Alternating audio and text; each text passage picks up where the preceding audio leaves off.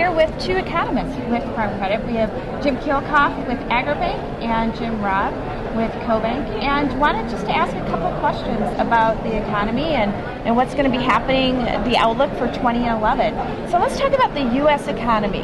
What do both of you think will be happening next year? I think we're coming out of a recession.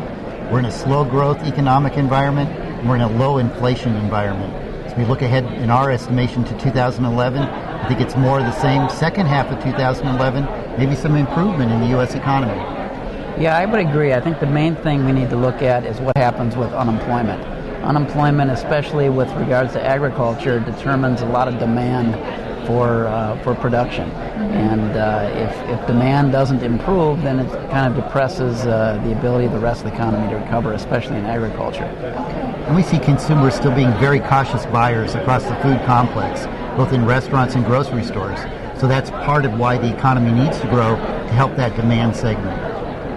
Yeah, I would say, just to add to that, would be the overall question now is what's the policy environment that to either improve the economy or will it stall? That's kind of the uncertain issue right now, and that's determined largely by what happens in Washington. Let's talk about the ag economy and the outlook for 2011 within agriculture. And in particular, there are two pieces we can look at. We can look at protein and we can look at crop. Let's start with crop. Jim, do you want to talk a little bit about that? Well, as we know, recently commodity prices have increased dramatically, which was unexpected earlier in the year. First, wheat prices went up because of shortages of production in Russia and Eastern Europe.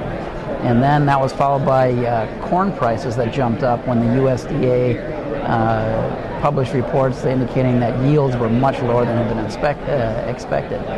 Now, another factor that a lot of people wonder about is whether hedge fund activity, investor activity, is driving those prices up.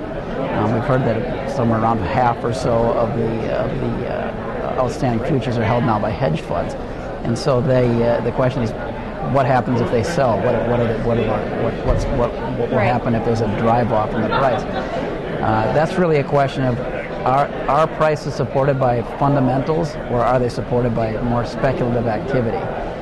Fundamentals, I would call using commodities for feed, fuel, and fiber, as opposed to using commodities for wealth preservation purposes.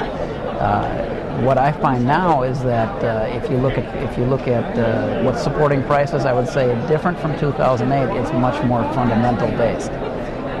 Commodities are high priced now because there's actual critical shortages, especially in corn right now. And do you want to talk about protein? Well, the protein complex, one of the major uncertainties is the cost of feeding animals. And so the run-up in grain prices has had a significant effect on our protein industries. And we're seeing some lack of growth in our cattle herd.